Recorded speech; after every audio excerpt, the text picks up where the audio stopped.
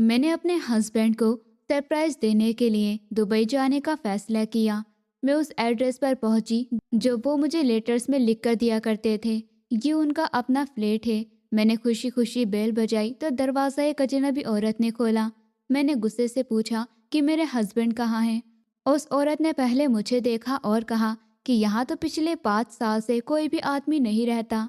मैंने उस औरत को अपने हस्बैंड की फ़ोटो दिखाई तो उसने कुछ ऐसी बात कही जिससे मैं सोच में पड़ गई।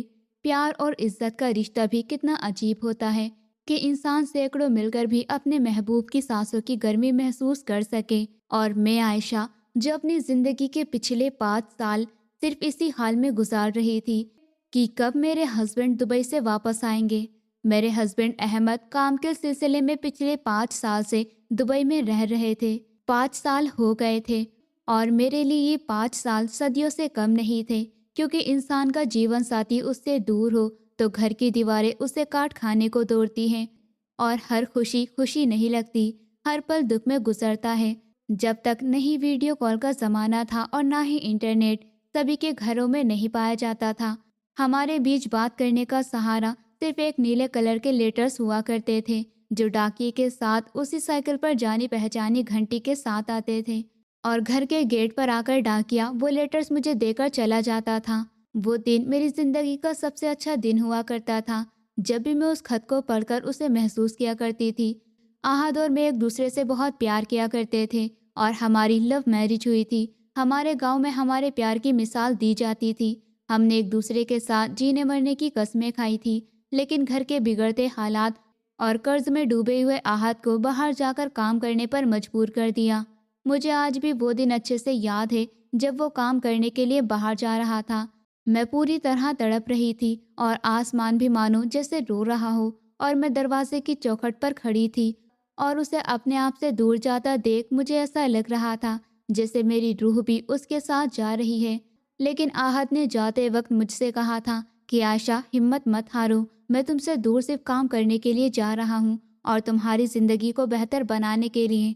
मैं वादा करता हूँ कि जैसे सब कुछ ठीक होगा मैं वापस आ जाऊँगा या तो मैं अपने पास बुला लूँगा।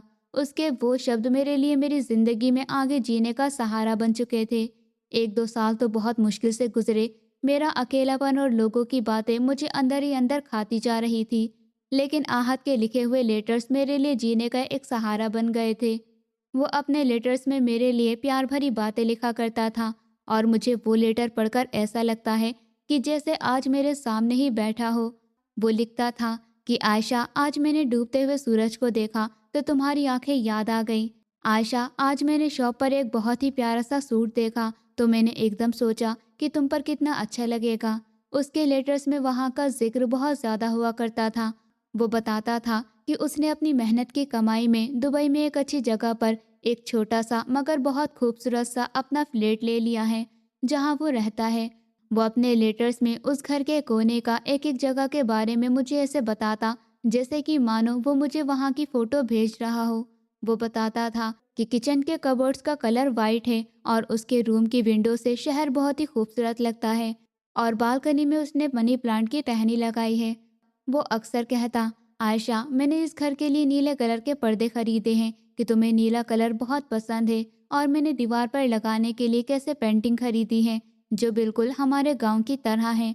मैं यहाँ हिंदुस्तान में बैठी अपने ख्यालों से ही उस घर को ऐसे सजाती रहती जैसे कि मैं भी वही हूँ और सोचती थी कि वो जगह कितनी खूबसूरत होगी जहाँ मेरा आहद रहता है। पिछले 2 साल से उसके लेटर्स में बेहद प्यार और मेरे लिए इंतज़ार लिखकर मुझे भेजा करता था। अब मेरे लिए आहद से मिलने की बेताबी और ज़्यादा बढ़ गई थी।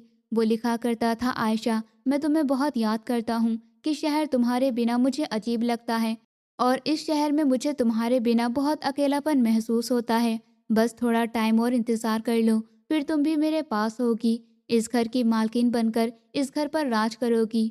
वो हर महीने पैसे भेज दिया करता था और कभी कभी तो ज़रूरत से ज़्यादा भी पैसे भेज दिया करता था ताकि मुझे किसी चीज़ की कमी ना हो। मैं उसे जवाब में लेटर लिखकर भेजा करती थी, आहत, अपना ख्याल रखा करो, इतनी मेहनत मत करो, अपनी हेल्थ का ख्याल रखो। मगर उसका जवाब आता, ये सब तुम्हारे लिए ही तो है मेरी जान, मेरा क्या है, मैं तो जैसे तैसे गुजार लूँगा, मगर तुम्हें शहजादियों की तरह रखना चाहता हूँ।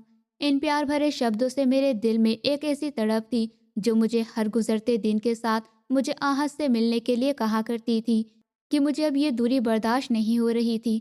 मेरा दिल कहता था कि मैं पर लगाकर उड़ जाऊं और आहत के पास जाऊं। और फिर आखिरकार मैंने एक बड़ा फैसला कर लिया। 5 साल बहुत होते हैं और मैं इतना ज़्यादा इंतज़ार नहीं कर सकती थी। मैंने सोचा कि क्यों ना मैं आहत को एक सरप्राइज़ दूं, एक ऐसा सरप्राइज़ जो आहत के लिए बहुत ज़्यादा अच्छा हो और उसे पूरी ज़िंदगी याद रहे। मैंने वो पैसे गिने जो मैंने बहुत साल से बचा कर रखे थे और थोड़ी बहुत अपनी वो ज्वेलरी बेच दी जो मेरी माँ ने मुझे शादी में दी थी। ये फैसला मैंने इतनी जल्दी और जल्दबाजी में किया था कि इसके बारे में मैंने आहत को भी कुछ पता नहीं चलने दिया था। मैं सोच रही थी कि मैं अचानक उसके फ्लैट के गेट पर जाकर बेल बजाऊंगी और जब वो दरवाज़ा खोलकर मुझे देखेगा तो उसकी खुशी का कोई ठिकाना ही नहीं होगा। उसकी आंखों में वो हैरत और उसके चेहरे की वो खुशी कितनी अच्छी होगी। उसका वो खुशी से हंसता हुआ चेहरा मेरी सारी थकान दूर कर देगा। क्या ये सोचकर ही मेरे दिल की धड़कन बहुत तेज हो जाती थी और मेरे चेहरे पर मुस्कुराहट आ जाती। पासपोर्ट बनवाने में और वीज़ा लगवाने में मुझे काफ़ी हफ्ते लग गए और ये सब कुछ करना एक अकेली औरत के लिए आसान नहीं था। मगर मोहब्बत इंसान को वो हिम्मत दे देती है जो उसमें कभी नहीं होती। मैंने सारी मुश्किलों का सामना किया और पूरी हिम्मत से सारी मुश्किलों को पार कर दिया। इतना सब कुछ होने के बाद भी मैंने आहत को लेटर लिखना बंद नहीं किया और अपने जाने की सारी तैयारी भी मैं बहुत अच्छे से कर ली थी क्योंकि मैं नहीं चाहती थी कि इस बारे में कुछ भी आहत को पता चले। मैं उसे एक बहुत अच्छा सरप्राइज देना चाहती थी। आखिरकार वो दिन आ गया जिसका मुझे बरसों से इंतजार था। मैं फ्लाइट में बैठी और बादलों के ऊपर सफर कर रही थी। हवाई जहाज में बैठी हुई मैं अपनी सीट की विंडो से जब बादलों को देख रही थी तो वो मुझे कोई रुई की तरह दिखाई दे रहे थे। मेरा ध्यान कहीं और था और मेरे हाथ में आहत का आखिरी लिखा हुआ लेटर था जिस पर उसके फ्लैट का एड्रेस लिखा हुआ था। फ्लैट नंबर 402, बिल्डिंग नंबर 15, अल्विक रोड, दुबई। मैं बार बार वो एड्रेस पढ़ती, उस पर अपना हाथ फेरती और फिर उससे चूमती अपने सीने से लगा लेती। वो कागज़ का टुकड़ा अब मुझे अपनी दुनिया का सबसे कीमती नक्शा लग रहा था जो मुझे आहत के पास लेकर जाने वाला था। 4 घंटे का सफ़र मुझे 4 साल के बराबर लगा। मेरे दिल में तरह तरह के ख्याल भी आ रहे थे। क्या मैं सही कर रही हूँ? कहीं ऐसा तो नहीं कि आहत नाराज़ हो जाए। मैं उसे बिना बताए यहाँ आ गई, लेकिन फिर उसकी वो मोहब्बत भरी बातें मुझे इस बात की तसल्ली देती थी कि वो खुद मुझे यहाँ बुलाना चाहता था। वो नाराज़ क्यों होगा? और फिर कुछ देर बाद फ्लाइट ने एयरपोर्ट पर लैंड किया और मुझे ऐसा लग रहा था जैसे कि मैं एक अलग ही दुनिया में पहुँच गई हूँ। एयरपोर्ट की वो चहल पहल, अनजाने लोग और मेरे दिल में अजीब से सवाल आ रहे थे। ये सब देखकर मैं एक पल के लिए घबरा गई। मैं एक ऐसी औरत थी जिसने कभी सफ़र नहीं किया था, लेकिन आज मैं हिंदुस्तान से दुबई तक आहत से मिलने के लिए आ गई थी। मेरा प्यार हर मुश्किल पर भारी था। मैंने हिम्मत की, अपना सामान लिया और एयरपोर्ट से बाहर आ गई। वहाँ की हवा ने मेरा वेलकम किया। मुझे ऐसा लग रहा था हिंदुस्तान की गर्मी दुबई की गर्मी से थोड़ी अलग। यहाँ गर्मी बहुत ज़्यादा थी, लेकिन वहाँ जो हवा चल रही थी उसमें मुझे आहत की खुशबू महसूस हो रही थी। मैंने एक टैक्सी रोकी। टैक्सी ड्राइवर पठान था जिसे हिंदी आती थी। उसे देखकर मेरी जान में जान आई और मुझे ऐसा लगा कि चलो यहाँ कोई तो ऐसा है जो कि हिंदुस्तानी है। मैंने उसे वो लेटर दिखाए। उसने लेटर देखा और कहा, ये जगह तो मुझे पता है कहाँ है, आपको यहाँ जाना है। ये बहुत ही मशहूर जगह है, आओ बैठो, मैं ले चलता हूँ। गाड़ी शहर की सड़कों पर चलने लगी और मैं गाड़ी की सीट पर बैठी हुई विंडो से बाहर का नज़ारा देख रही थी। दुबई की वो साफ सड़कें और ऊंची ऊंची बिल्डिंग, अलग अलग कलर की लाइट्स, महंगी गाड़ियाँ मेरे लिए किसी अजूबे से कम नहीं थी। मैं सोच रही थी कि मेरा आहत इस खूबसूरत शहर में रहता है, इतनी ऊंची बिल्डिंग के बीच सांस लेता है। मुझे मुझे आहत पर प्राउड फील होने लगा कि आज इतने बड़े शहर में इतनी मेहनत कर रहा आज इतने बड़े शहर में इतनी मेहनत कर रहा है। उसने अपना एक घर भी ले लिया। गाड़ी अभी भी सड़कों पर चल रही थी और ये सोच सोच कर कि मैं अब जल्द ही आहत के पास जा रही हूँ, ये मेरा दिल बहुत ज़ोर से धड़क रहा था। मुझे लग रहा था कि इस सड़क का रास्ता कभी ख़त्म नहीं होगा। मैं बार बार ड्राइवर से पूछती कि भाई अभी और कितनी दूर जाना है, अभी और कितना टाइम लगेगा। वो हर बार कहता, बस पहुँच गए मैडम। और फिर थोड़ी ही दूर जाकर उस ड्राइवर ने गाड़ी को रोक दिया। वो घर ज़्यादा बड़ा नहीं था, लेकिन बहुत साफ सुथरा था। चारों तरफ दुकान और होटल थे। और फिर ड्राइवर ने मुझसे कहा, लीजिए मैडम, आ गया वो एड्रेस जहाँ आपको जाना था। यही है बिल्डिंग नंबर 15। यही लिखा है कागज पर। मैंने पलटकर उस बिल्डिंग की तरफ देखा। ये वही बिल्डिंग थी जिसके बारे में आहत अपने लेटर्स में लिखा करता था। क्रीम कलर की दीवारें, बालकनी में लगे हुए वही प्लांट्स जिनके बारे में आहत मुझे अपने लेटर्स में बताता था, और नीचे बनी हुई दुकान। मेरे पैर जमीन पर नहीं रख रहे थे। मैंने जल्दी से उस ड्राइवर को पैसे दिए, अपना छोटा सा बैग उठाया और गाड़ी से नीचे उतरी। मेरे पैर भारी हो रहे थे, मुझे सफ़र की थकान थी। लेकिन आहद से मिलने की खुशी में मैं सब कुछ भूल गई थी। मैं उस बिल्डिंग के गेट की तरफ बढ़ी जो शीशे का बना हुआ था। मेन गेट खोला और वहाँ की ठंडी हवा ने मेरा वेलकम किया। लॉन में खामोशी थी और ज़मीन इतनी ठंडी थी कि मुझे ठंड सी लग रही थी। फिर मैं लिफ्ट की तरफ बढ़ी। लिफ्ट का बटन दबाया तो मेरे हाथ काट रहे थे। मेरा दिल कर रहा था कि लिफ्ट जल्दी से उड़कर चौथी मंजिल पर पहुंच जाए, जहां फ्लैट नंबर 400 था, जहां फ्लैट नंबर 402 था। फिर लिफ्ट को देखा और फिर शीशे में खुद को देखा। मैंने वो कपड़े सुबह से पहने हुए थे, इसलिए वो थोड़े गंदे हो गए थे। मैंने जल्दी से अपना दुपट्टा ठीक किया और बालों को ठीक किया और चेहरे पर जो पसीना था उसे साफ किया। मैं चाहती थी कि जब आहत मुझे देखे तो मैं उसे उसकी वही पुरानी आयशा लगूं जिसे वो गांव में छोड़कर आया था। लिफ्ट रुकी, दरवाज़ा खुला। मैंने देखा कि मेरे सामने एक कॉरिडोर है और वहाँ बहुत ज़्यादा खामोशी है। ऐसा लग रहा था जैसे कि वहाँ कोई रास्ता ही नहीं और दोनों तरफ फ्लैट्स के दरवाजे थे। जब मैं कॉरिडोर की तरफ बढ़ रही थी तो किसी की फ्लेट से अच्छी अच्छी डिशेज की खुशबू आ रही थी, जो बिल्कुल हमारे इंडियन डिशेज जैसी थी। मुझे लगा शायद आहद भी कुछ बना रहा होगा। हो सकता है वो भी काम से आया होगा। मैं अपने दिल को संभालते हुए आगे बढ़ी और मैं फ्लैट के नंबर देखती जा रही थी। 401 और फिर फ्लैट नंबर 402। मैं वहां रुकी और वहां एक सफ़ेद कलर का गेट था जिसमें सुनहरे कलर से 402 लिखा हुआ था। ये वही नंबर था जिसे मैं ख़तों में हज़ारों बार पढ़ा था। ये वही गेट था जिसके ख्वाब मैंने इतने सालों से देखे थे। मेरे कदम वहीं रुक गए। मैं दरवाजे के बिल्कुल सामने खड़ी थी। मैं सोच रही थी कि मेरे और आहत के बीच अब सिर्फ ये दरवाज़ा है। मेरा दिल इतनी ज़ोर से धड़क रहा था कि मुझे ऐसा लग रहा था कहीं ये बाहर ना आ जाए। मेरी नज़रों के सामने बार बार आहत का चेहरा आ रहा था, उसकी मुस्कुराहट, उसके वादे। मैं सोच रही थी कि वो किस हाल में होगा। क्या उसने शेविंग रख ली होगी? क्या वो थोड़ा मोटा होगा या इतनी मेहनत करने की वजह से कमज़ोर? कहीं वो मुझे देखकर रो तो नहीं जाएगा या खुशी से मुझे गले लगा लेगा? फिर मैं 1 मिनट के लिए रुकी। मैंने गहरा सांस लिया और खुद को एक बार फिर से देखा और अपना दुपट्टा ठीक किया। मेरे हाथों में पसीना आ रहा था। मेरे दिल में एक डर भी था। लेकिन फिर मैंने बेल की बटन बजाने के लिए अपनी उंगली को उसके पास लेकर गई। मेरे दिल में एक अजीब सा डर था। मैं इस कॉरिडोर में बिल्कुल अकेली खड़ी थी, मगर मेरे साथ मेरे 5 सालों का इंतज़ार और मेरा प्यार भी मेरे साथ था। मैं हर पल को जीना चाहती थी और ये एक आखिरी पल था जिसमें मुझे इस बात का ख्याल था कि मैं आहत से मिलने वाली हूँ। बस इसको बेल बजाते ही और फिर दरवाज़ा खोलते ही आहत मेरे सामने होगा। मैंने आंखें बंद करके ऊपर वाले से कहा कि ऊपर वाले, मेरी खुशी को हमेशा ऐसे ही रखना। और फिर काटते हुए हाथों से मैंने बेल बजाने की कोशिश की और बेल बजने ही वाली थी कि मुझे दरवाजे की उस पार से किसी के चलकर आने की कदमों की आहट महसूस हुई। कोई दरवाजे के पास आ रहा था, शायद कोई बच्चा, और किसी औरत के बात करने की हल्की सी आवाज़ मुझे आ रही थी। मैं हैरान हो गई। आहत तो अकेला रहता था, लेकिन फिर मैंने सोचा शायद ये आहत का दोस्त आरिश होगा। इसके बारे में वो अपने लेटर्स में मुझे बताता था, या फिर शायद टीवी की आवाज़ हो। मैंने खुद को तसल्ली दी और मेरा हाथ अभी भी हवा में ऐसे ही रुका हुआ था। मैं दरवाजे को गौर से देख रही थी। ये एक ऐसा पल था जिसमें डर और खुशी दोनों थी। मुझे नहीं पता था कि अब मेरे साथ क्या होगा। ये मेरे लिए खुशी का वक्त होगा या फिर दुख का ऐसा दुख होगा जो मुझसे बर्दाश्त नहीं होगा। मैं वहाँ बिल्कुल खामोश खड़ी थी और मेरे हाथ पैर रुके हुए थे। मैं फ्लैट नंबर 402 के दरवाजे के सामने खड़ी थी। मुझे ऐसा लग रहा था जैसे कि मेरे अंदर एक तूफान हो और बाहर कॉरिडोर में बिल्कुल शांति थी, जिसमें सिर्फ मैं खड़ी हुई थी। मैंने एक पल के लिए अपनी आंखें बंद की और फिर ऊपर वाले का नाम लेकर कटते हुए हाथों से बेल बजाई। एक तेज और चुभती हुई घंटी की आवाज़ दरवाजे के अंदर गूंजी। ये आवाज़ मेरे दिल पर हथौड़े की तरह लगी।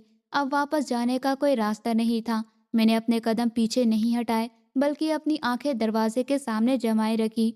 मैंने अपना कान दरवाजे के पास लगाया ताकि मुझे अंदर होने वाली कोई भी आवाज़ सुनाई दे सके।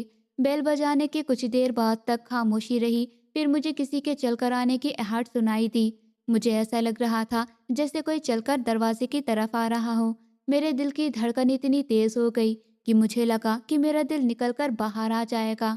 मैंने जल्दी से अपने कपड़े ठीक किए, दुपट्टा ठीक किया और अपने चेहरे पर मुस्कान लाई। मैं सोच रही थी कि अभी दरवाज़ा खुलेगा और आहत मेरे सामने खड़ा होगा। शायद वो शर्ट और लोफर में होगा, जैसे वो घर में रहता था। वो मुझे देखेगा तो शायद उसे यकीन नहीं आएगा। वो अपनी आंखें मसलेगा और फिर चीख कर मुझे अपने गले लगा लेगा। वो कहेगा, अरे पागल लड़की, तुमने मुझे बताया क्यों नहीं। मैं अपने ख्यालों में खोई हुई थी कि तभी दरवाज़ा खुला। मेरी दिल की धड़कन और तेज होने लगी और दरवाज़ा पूरा खुल गया। मेरी आंखों के सामने वो था जिसके बारे में मैंने सोचा भी नहीं था। मेरे सामने आहत नहीं खड़ा था, बल्कि वहाँ कोई आदमी ही नहीं था। वहाँ पर एक अनजान औरत खड़ी थी, एक अच्छी खासी औरत जिसकी उम्र भी ज़्यादा नहीं थी और उसका रंग थोड़ा सांवला था। वो मेरे सामने खड़ी थी। उसने एक सूट पहन रखा था और सर पर दुपट्टा रखा हुआ था। वो औरत मुझे बहुत ही हैरत और अजीब तरीके से देख रही थी। मेरे चेहरे से वो हंसी 1 मिनट में ऐसे गायब हो गई और उस हंसी की जगह एक गहरा सदमा मुझे लग गया। मैंने एक बार फिर अपनी नजरें उठाकर दरवाजे के ऊपर लगे उस नंबर को देखा। वहां साफ और सुनहरे रंग से 402 लिखा हुआ था।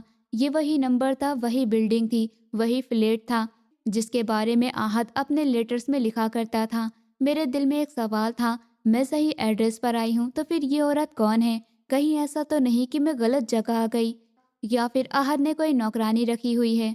मेरे दिल में कई सवाल एक साथ आ रहे थे। औरत मुझे घूर कर देख रही थी, जैसे मुझे पहचानने की कोशिश कर रही हो। आखिरकार मैंने अपनी हिम्मत इकट्ठा की और हल्के से पूछा कि ये क्या आहत का घर है। मेरा पूछने का तरीका इतना अलग था कि मुझे खुद को अपनी आवाज़ बहुत अजीब लगी। उस औरत ने मुझे गहरी नज़र से देखा। उस औरत की आंखों में एक अजीब सा सवाल था और फिर उसने जवाब दिया कि नहीं बहन, तुम्हें कोई गलतफहमी हुई है। यहाँ कोई आहत नहीं रहता। ये शब्द मेरे लिए किसी सदमे से कम नहीं थे। मेरे पैरों के नीचे ज़मीन निकल गई। मैंने फिर एक बार पूछा, क्या आप सच कह रही हैं? ये कैसे हो सकता है? ये फ्लैट नंबर 402 है ना? Building number 15। उस औरत ने हाँ में सर हिलाया और कहा, हाँ ये फ्लैट नंबर 402 है और बिल्डिंग नंबर 15। सब कुछ ठीक है, लेकिन यहाँ कोई आहत नाम का आदमी नहीं रहता। मुझे गुस्सा आने लगा। मुझे लगा कि शायद औरत झूठ बोल रही है या फिर शायद इसको पता नहीं है। मैंने अपने बैग में रखी हुई आहट की फ़ोटो निकाली, जिसे मैं बहुत ज़्यादा संभाल कर रखा करती थी। मेरे हाथ कांप रहे थे, जिसकी वजह से फ़ोटो ज़मीन पर गिर गई। मैंने वो फ़ोटो जल्दी से उठाकर उस औरत को दिखाई। देखिए, गौर से देखिए, ये मेरे हस्बैंड का फ़ोटो है। क्या आपने पहले कभी नहीं देखा? और देखिए, ये उनके लिखे हुए लेटर्स हैं। इस पर इसी फ्लैट का नंबर है और यहीं का एड्रेस है। वो पिछले 5 साल से इसी एड्रेस में मुझे खत लिख रहे हैं। वो यहीं रहते हैं, ये उनका अपना फ्लैट है। आप कौन हैं? आप यहाँ पर क्या कर रही हैं? और आहत कहाँ हैं? क्या आहत अंदर हैं? मेरी आंखों में आंसू आने लगे थे और मुझे बहुत डर लग रहा था। मैंने उस औरत को धक्का देकर अंदर जाना चाहा, लेकिन मैं नहीं गई क्योंकि मेरे सामने औरत खड़ी थी। लेकिन जब उस औरत ने मेरे हाथ में वो लेटर और आहत का फोटो देखा और उसका नाम पढ़ा, मैंने देखा कि उसके चेहरे का रंग उड़ गया। उसके चेहरे पर एक खामोशी थी और आंखों में उदासी थी। मुझे बहुत अजीब लगा। अगर वो औरत आहत को नहीं जानती थी तो उसके लेटर्स और उसकी फोटो को देखकर उसके चेहरे का रंग क्यों उड़ गया। उसने एक पल के लिए अपनी नज़र चुराई और दरवाजे को थोड़ा और खोल दिया। उसने मुझे धीरे से पूछा, क्या आप आयशा हैं? ये सुनकर मुझे एक उम्मीद की किरण दिखाई दी। ये मुझे जानती है, इसका मतलब है कि आहत ने इस औरत को मेरे बारे में बताया है। मैंने तेजी से हाँ में सर हिलाया और कहा, हाँ हाँ, मैं आयशा हूँ, आहत की वाइफ। वो हिंदुस्तान से आई हूँ उन्हें सरप्राइज देने के लिए। आप जानती हैं ना उन्हें? प्लीज़ बताएं वो कहाँ हैं? क्या वो अंदर हैं? वो औरत एक पल के लिए बिल्कुल खामोश खड़ी रही, जैसे कुछ सोच रही हो। उसने एक गहरी सांस ली और फिर कहा, आप अंदर आ जाइए। उसने दरवाजे से पीछे हटते हुए कहा। मैं 1 मिनट भी और दरवाजे पर नहीं रुकी और अंदर चली गई। जैसे ही मैं फ्लैट के अंदर आई, मेरी आंखें पागलों की तरह आहत को ढूंढ रही थी। मैं आहत को ढूंढ रही थी, उसकी खुशबू को ढूंढ रही थी। ये एक छोटा सा 2 कमरों का फ्लैट था, जिसमें एक लाउंज और सामने किचन था। लेकिन मैं इस घर को देखकर सोचने लगी कि ये वो घर नहीं था कि जिसके बारे में आहद अपने लेटर में लिखा करता था। आहद ने लिखा था कि उसने अपने लॉन्च की दीवारों पर हल्का नीला रंग कराया है, लेकिन यहाँ दीवारें सफ़ेद थी और जगह जगह से गंदी हो रही थी। उसने हल्के नीले रंग के मखमली पर्दे लगवाए हैं जो उसे बहुत पसंद थे, लेकिन जहाँ विंडो पर सफ़ेद सूती पर्दे लटक रहे थे जिनका रंग धूप से उड़ चुका था। मैंने दीवार पर देखा जहाँ पर आहद ने हमारे गांव की ही तरह दिखने वाली एक पेंटिंग लगवाई थी, लेकिन वहाँ पर तो कोई भी पेंटिंग नहीं थी। मैं ये सोच रही थी कि क्या आहद ने मुझसे झूठ बोला और जो कुछ उसे अपने लेटर में लिखा था वैसा तो यहाँ कुछ भी नहीं था, और ना ही उस घर में आहद का कोई भी सामान था, न उसके कपड़े, न उसके जूते, और ना ही उसकी खुशबू। उस घर में एक अजीब सी स्मेल थी, खाने की स्मेल या फिर कुछ और जो किसी और के घर की थी। मेरा सर चकराने लगा। वो सोफ़ा भी जैसे आहद ने अपने लेटर्स में लिखा था वैसा नहीं था, बल्कि कपड़ों का पुराना सोफ़ा था। वो औरत दरवाज़ा बंद करके मेरे पास आई। उसके चेहरे पर एक अजीब सा दुख और शर्मिंदगी थी। मैंने उसका हाथ पकड़ लिया और कहा, ये सब क्या हो रहा है? ये घर ऐसा क्यों नहीं है जैसा आहद मुझे बताते थे?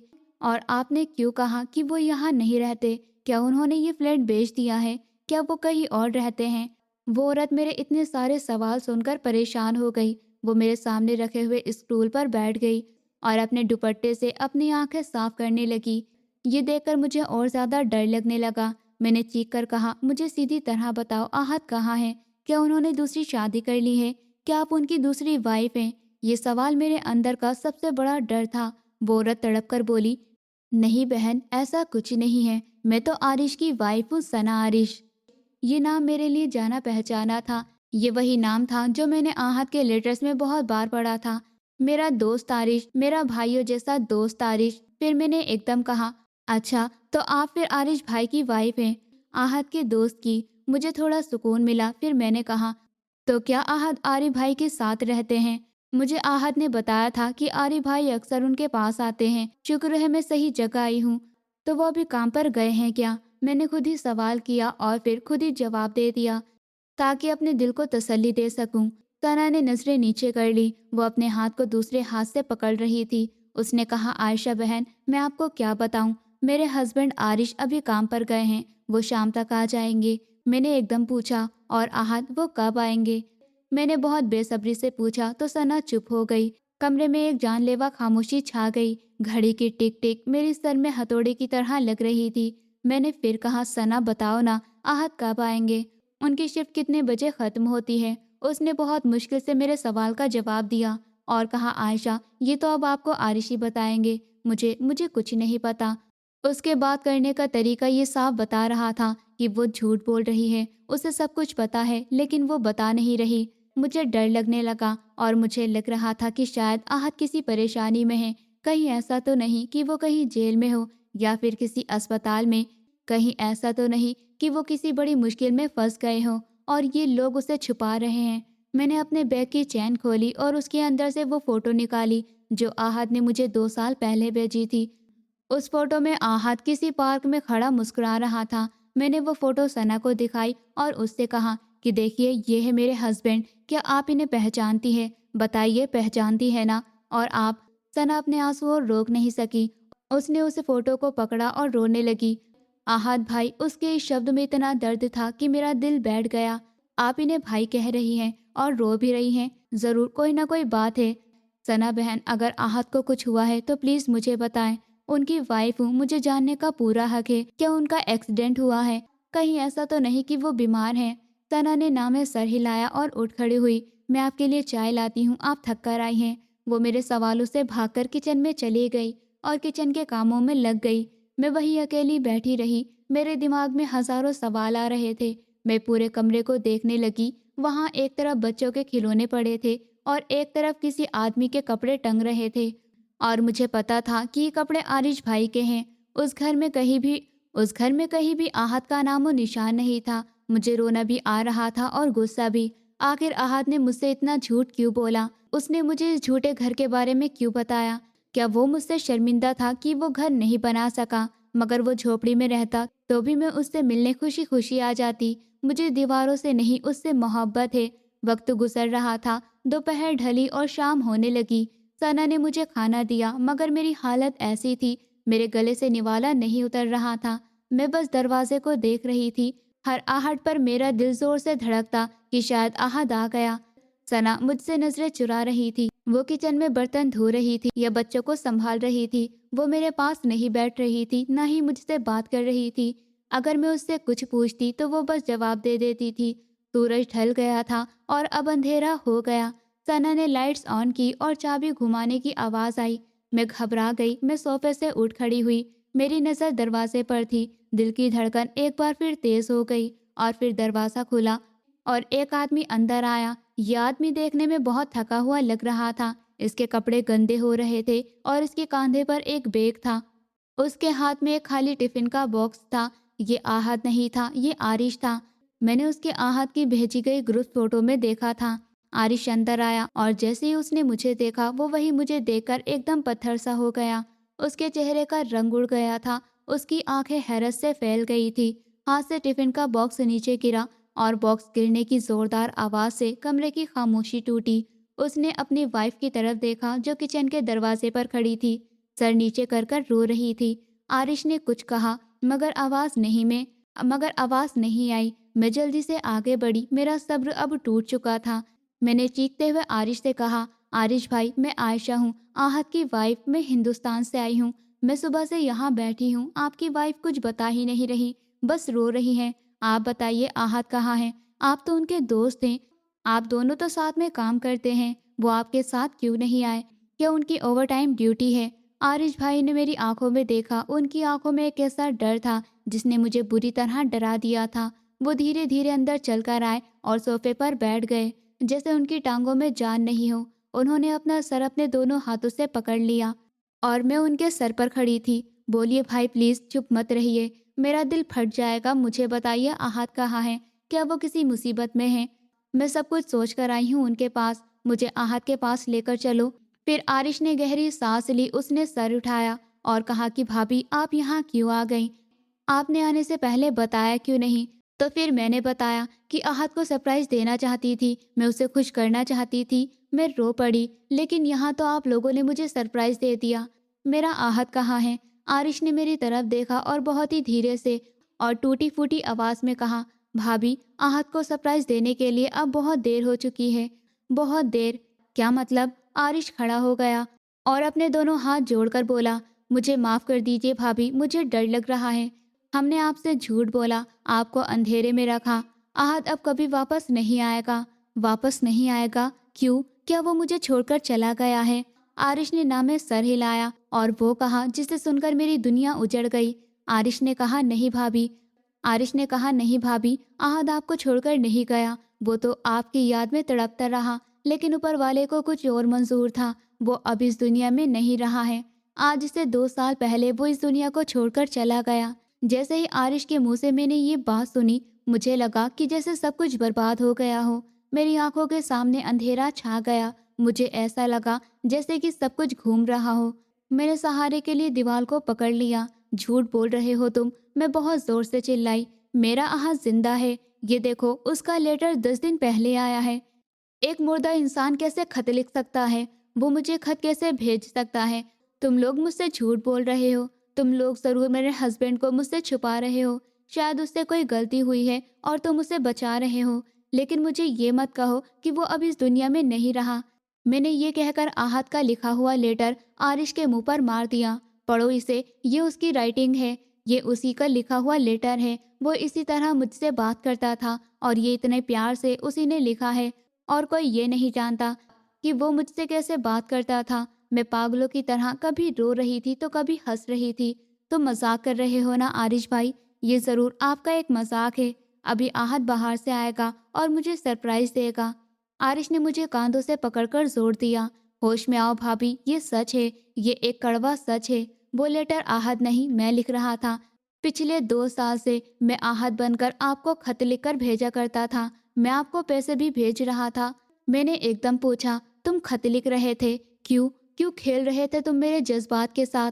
आरिश रोते हुए जमीन पर बैठ गया, क्योंकि आहत की आखिरी ख्वाहिश थी। जब 2 साल पहले वो अस्पताल में अपनी आखिरी सांसें ले रहा था, उसका जिस्म टूट चुका था। वो आखिरी सांसें ले रहा था, दर्द से तड़प रहा था, लेकिन उसके होठों पर सिर्फ आपका नाम था। डॉक्टर ने जवाब दे दिया था। मैं उसके पास खड़ा था। उसने मेरा हाथ इतनी जोर से पकड़ा कि मेरे हाथ में निशान पड़ गया था। उसने मुझसे कहा कि आरिश, तुम्हें कसम है तुम मेरी आयशा को कुछ नहीं बताओगे। वो बहुत कमज़ोर दिल की है, वो अनाथ है, उसका मेरे सिवा कोई सहारा नहीं है। अगर उसे पता चला कि मैं यहाँ मर गया हूँ तो सच में वो भी मर जाएगी, वो सुसाइड कर लेगी। वादा करो आरिश, तुम उसे नहीं बताओगे। तुम उसे मेरी तरफ से लेटर लिखकर भेजते रहोगे, तुम उसे पैसे भी भेजते रहोगे। जब तक मैं अपने पैरों पर खड़े नहीं हो जाऊं तब तक मैं मजबूत ना हो जाऊं। उसे लगना चाहिए कि मैं जिंदा हूं। तुम उसे मेरे मरने के बारे में मत बताना। और फिर मैं अपनी एक मरते हुए दोस्त को सुकून देने के लिए ये झूठा वादा कर लिया। आरिश की आवाज़ हिचकियों में दब गई। मैं पत्थर की मूरत बनकर खड़ी रही। मेरा दिमाग सुन्न हो चुका था। तो क्या मैं पिछले 2 सालों से एक झूठ के साथ जी रही थी? वो लेटर्स, वो बातें, वो सब झूठ था। ये सब कुछ ऐसा धोखा था। मैं एक ऐसे शख्स का इंतज़ार कर रही थी जो कि इस दुनिया में ही नहीं है। मैंने जिन पैसों से अपने कपड़े बनाए थे वो मेरे हस्बैंड के थे ही नहीं। ये सोचकर ही मैं हैरत में पड़ गई। मुझे बहुत ज़्यादा गिल्ट फील होने लगा। मैंने चीख कर कहा, तुमने बहुत गलत किया आरिश। तुमने मुझसे ये हक छीन लिया कि मैं आखिरी बार आहत को देख सकूं। तुमने मुझे आखिरी बार उसका चेहरा भी नहीं देखने दिया। मैं 2 साल से उसका इंतज़ार कर रही थी। मुझे लग रहा था कि वो जिंदा है। आरिश ने मेरे पैर पकड़ लिए। मुझे माफ़ कर दो भाभी, मैं मजबूर था। मैं रोज़ सोचता था कि मैं आपको बता दूं, लेकिन फिर मुझे आहत की वो आखिरी ख्वाहिश याद आ जाती, उसका वो तड़पता हुआ चेहरा याद आ जाता, और फिर मैं हिम्मत हार जाता था। मैं और मेरी वाइफ सना, हम दोनों ने मिलकर ये बोझ उठाया। हमने अपनी ज़रूरत पूरी ना कर कर आपको पैसे भेजे ताकि आहत से किया हुआ वादा पूरा हो सके। मुझे तो अब ऐसा लग रहा था कि मुझ में अब खड़े होने की भी हिम्मत नहीं है। मैं बर्बाद हो गई थी। मेरी दुनिया उजड़ गई थी। मैं जो सरप्राइज़ आहत को देने आई थी वो तो उल्टा मुझे ही मिल गया। मैंने सिसकती हुई आवाज़ में कहा, ले चलो मुझे आहत के पास। आरिश ने कहा, नहीं भाभी, अभी रात हो रही है, हम कल सुबह चलेंगे। तो मैंने कहा, नहीं, मुझे अभी जाना है, वरना मैं अभी यही मर जाऊंगी। मेरी हालत देखकर आरिश ने मना किया और फिर हम तीनों रात के अंधेरे में घर से निकल गए। टैक्सी में बैठकर हम कब्रिस्तान की तरफ गए। लाइटों की रोशनी की चहल पहल, ये सब कुछ मुझे जहर लग रही थी। मेरा आहत अब इस दुनिया में नहीं रहा था। वो टैक्सी कब्रिस्तान के बाहर रुकी। हवा बहुत तेज चल रही थी। आरिश मुझे लेकर अंदर गया। हम आगे बढ़े। मेरे हाथ पैर कांप रहे थे। और फिर आरिश मुझे लेकर एक छोटी सी कब्र के पास रुक गया। आरिश ने मुझे इशारे से कहा, यही है आहत की कब्र। मैं उसकी कब्र पर गिर गई। उसकी कब्र की मिट्टी को मैंने अपने हाथों में ले लिया और कहा, आहत, ये तुमने क्या किया? तुम तो कहते थे कि हम साथ जिएंगे साथ मरेंगे, और अब तुम मुझे अकेला छोड़कर चले गए।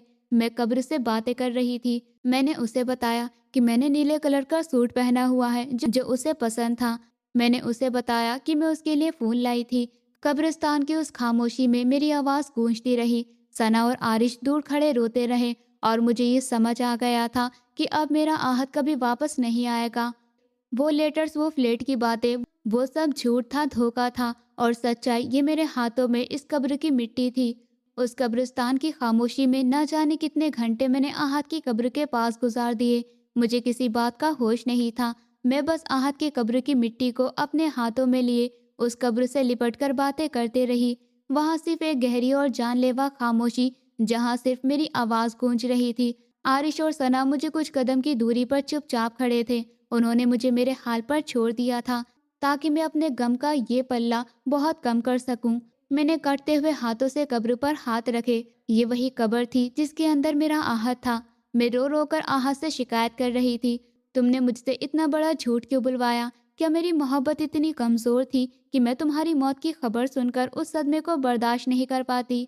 तुमने मुझे विधवा होने के बावजूद सुहागन होने के भरम में क्यों रखा? लेकिन फिर मेरे दिल के अंदर की एक आवाज़ आई कि ये आहत की मोहब्बत ही थी। वो नहीं चाहता था कि मैं टूट जाऊं। वो मरकर भी मुझे जिंदा देखना चाहता था। वो नहीं चाहता था कि मैं उसके गम के साथ में घुट घुट कर मर जाऊं। आरिश ने मेरे कंधे पर हाथ रखा और नरमी से कहा, भाभी चलिए, बहुत रात हो गई है, यहाँ रुकना ठीक नहीं। उठना नहीं। मैं उठना नहीं चाहती थी। मेरा दिल कर रहा था कि मैं यही इस कब्र के साथ लेट जाऊं और यही सो जाऊं और फिर कभी ना उठूं। लेकिन फिर सना ने मुझे सहारा दिया और उसने मुझे उठाया। मुझसे कहा कि चलिए घर चलते हैं। मैं जिंदा लाश की तरह हो चुकी थी। मेरे कदम भारी हो गए थे। वापस जाने का सब्र कब्रिस्तान के आने के सफ़र से ज़्यादा भारी था। अब कोई उम्मीद बाकी नहीं थी। जब हम फिर से फ्लैट नंबर 402 में गए, जो कमरा मुझे सुबह से अजनबी लग रहा था, आज वही मुझे मेरा एक सहारा लगने लगा। ये वो जगह थी जहाँ मेरे हस्बैंड ने अपनी ज़िंदगी के आखिरी दिन गुजारे। आरिश ने मुझे वो जगह दिखाई जो अपने आखिरी दिनों में लेटा रहता था। मैं उस जगह पर जाकर बैठ गई और फूट फूट कर रोने लगी। आरिश ने कबर्ड से एक छोटा सा बैग निकाला। उसके अंदर आहत का कुछ सामान था और उसने वो बैग निकालकर मेरे हाथों में दे दिया। उसके अंदर एक टूटी हुई घड़ी, आहत का चश्मा और छोटी सी डायरी थी। और फिर मैंने वो डायरी खोली और उससे पढ़ना शुरू किया तो उसकी पहली लाइन में ही लिखा था, आयशा, आयशा तुम मेरा सब कुछ हो। मैं पूरी रात वो डायरी पढ़ती रही। उसमें आहत की मेहनत, उसकी बीमारी और उसकी ज़िंदगी के बारे में लिखा हुआ था, जो उसने ख़तों में कभी नहीं लिखा था। वो सब उस डायरी में लिखा था। उसमें लिखा था कि मुझे बुखार बहुत तेज़ है, मगर काम पर जाना मेरी मजबूरी है, वरना आयशा को पैसे कैसे भेजूंगा। ये पढ़कर मुझे सदमा सा लगा। वो जो पैसे मुझे भेज रहा था, वो उसकी खून पसीने की मेहनत थी। मैं वहाँ सुकून से तो थी, मगर वो यहाँ एक एक पल इतनी मुश्किल से काट रहा था। मैंने वो डायरी पढ़ी और मुझे बहुत ज़्यादा दुख हुआ। और फिर अगले कुछ दिन मेरे बहुत मुश्किल से कटे। मैं इस फ्लैट में चुपचाप बैठी रहती थी। सना मेरा बहुत ख्याल रखती थी। वो मुझे ज़बरदस्ती खाना खिलाती और मेरे पास बैठती, आहत की बातें करती। मुझे धीरे धीरे एहसास हुआ कि आरिश और सना ने मेरे लिए कितनी बड़ी कुर्बानी दी है। ये दोनों खुद गरीबी में रहे थे, अपनी ज़रूरतें मारकर खुद रूखी सूखी खाकर मुझे पैसे भेजे। आरिश की सैलरी भी कोई ख़ास नहीं थी, लेकिन फिर भी इन लोगों ने मेरे लिए इतना किया ताकि आहद से किया हुआ वादा आरिश पूरा कर सके। वो सब फ्लैट की बातें झूठी थी, मगर इस झूठ के पीछे का सच जो था, वो एक वफ़ा थी जो एक दोस्त ने अपने दोस्त के साथ की थी। और उसकी वफ़ा और उसका वादा पूरा करने के लिए झूठ बोला था।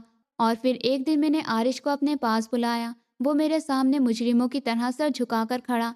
मैंने कहा, आरिश भाई, मैं आपकी और सना की एहसानमंद हूँ। आपने अपने दोस्त की खातिर मुझसे झूठ बोला था और मैं आपसे नाराज़ थी, लेकिन सच में आप जैसा दोस्त होना मुश्किल है। आपने आहत का वादा पूरा किया और मुझे मेरे पैसे भी भेजते रहे। मैं सच में आपकी एहसानमंद हूँ।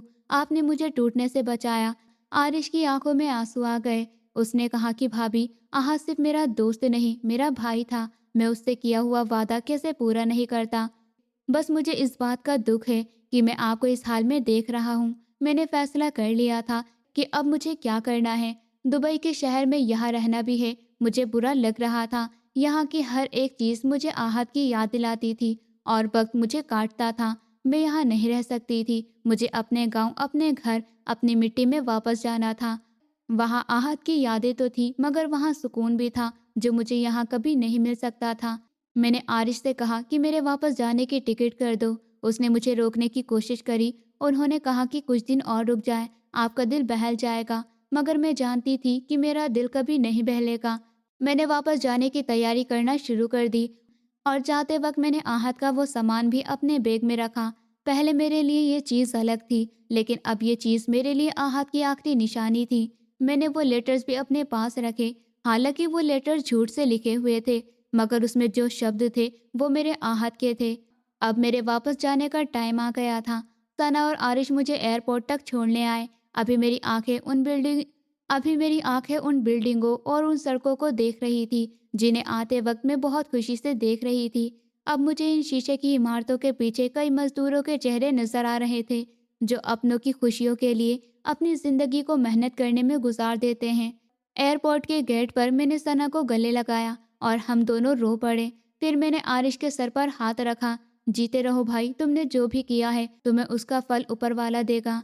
जब मैं एरोप्लेन में बैठी तो मेरी गोद में वही बैग था जो दुबई जाते टाइम था, मगर अब ना चेहरे पर वो खुशी थी और ना मेरी आंखों में कोई उम्मीद। और ना ही मैं वो आयशा थी जो कुछ दिन पहले यहाँ आई थी। मैं विधवा हो गई थी, एक ऐसी औरत जो यहाँ खुशी खुशी आई थी, मगर साथ में आहत की यादें लेकर जा रही थी।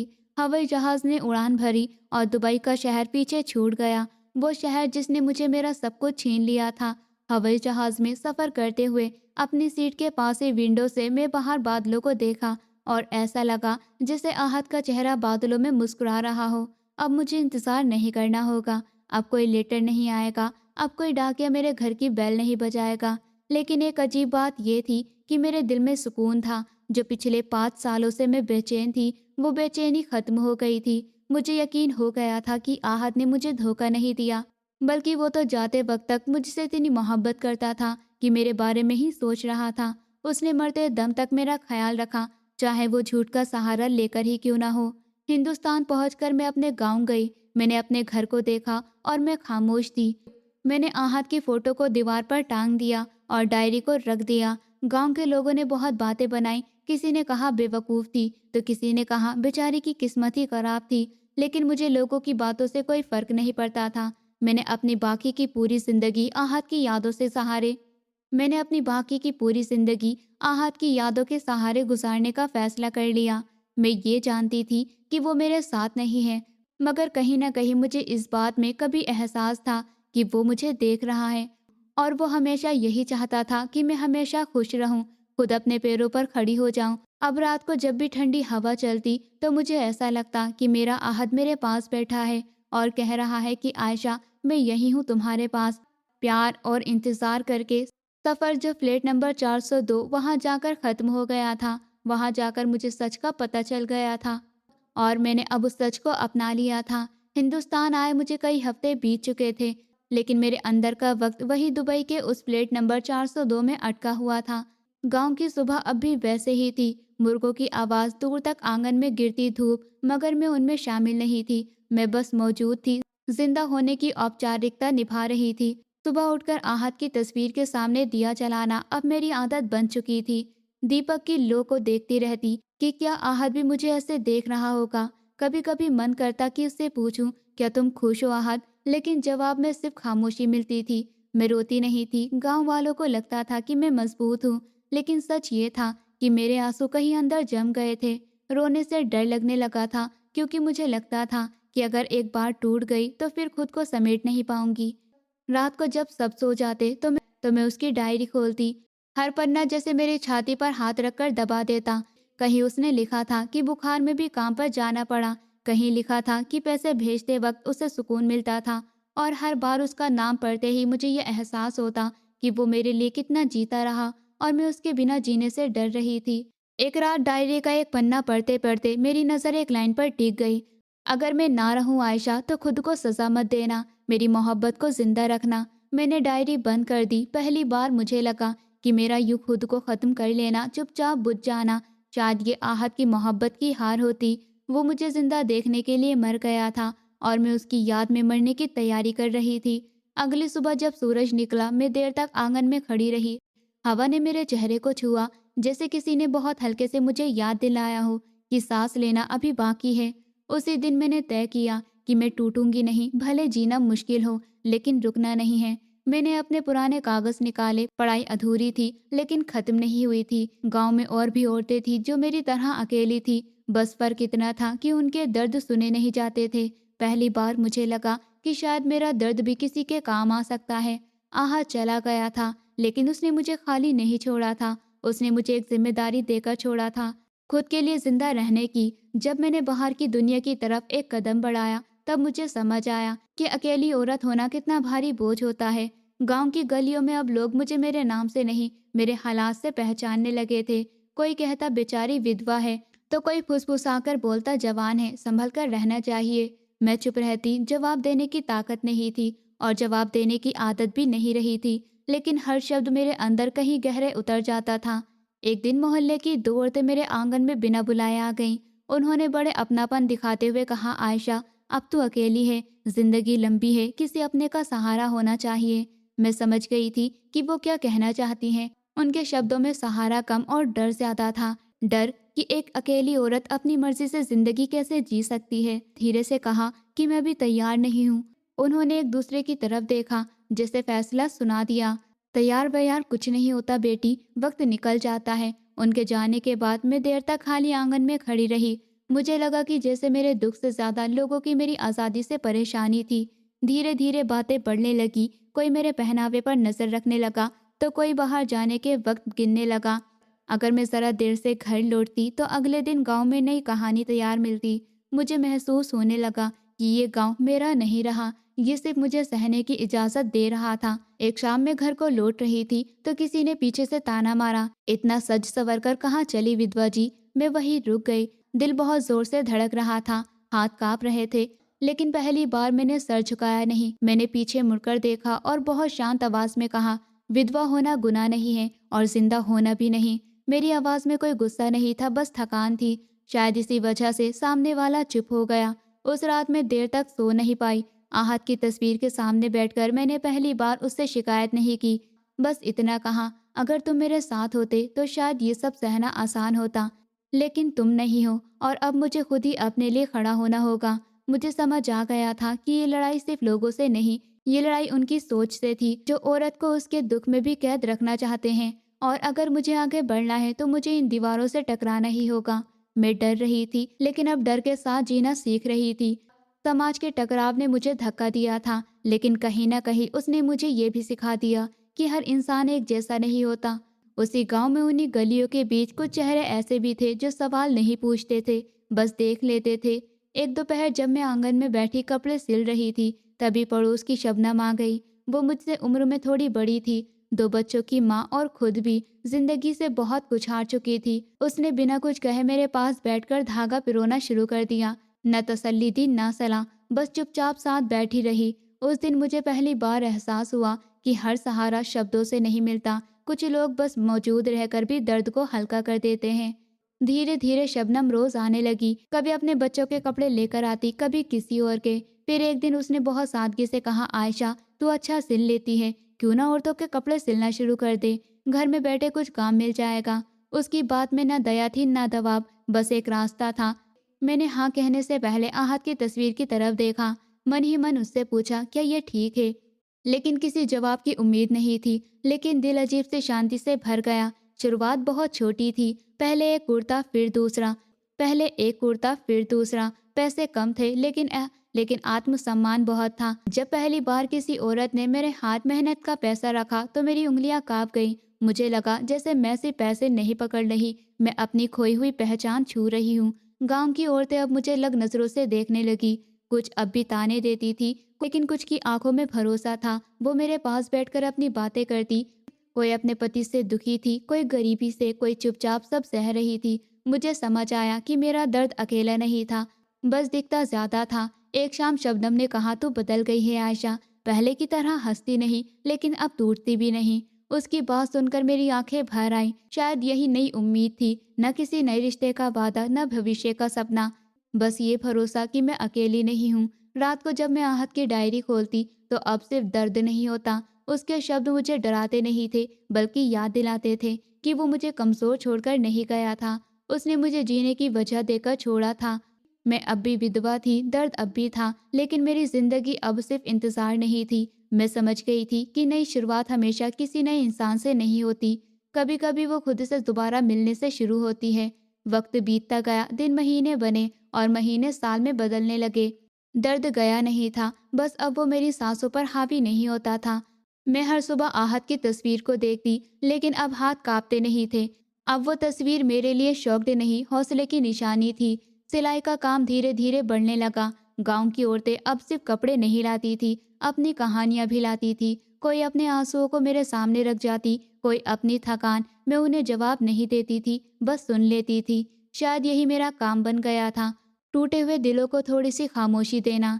मैंने अपने अधूरे कागज पूरे किए। पहली बार जब मैंने अपने नाम से कुछ हासिल किया तो मुझे आहत की बहुत याद आई। उस रात मैंने उसकी डायरी खोली और पहली बार रोई नहीं, बस मुस्कुरा दी। मुझे लगा जैसे वो कहीं से मुझे देख रहा हो और चुपचाप खुश हो रहा हो। गांव के लोग अभी बातें करते थे, लेकिन उनकी आवाज़ें कमज़ोर पड़ गई थी, क्योंकि अब मैं झुकती नहीं थी। मैं किसी से लड़ती नहीं थी, लेकिन खुद को खोने से नहीं डरती थी।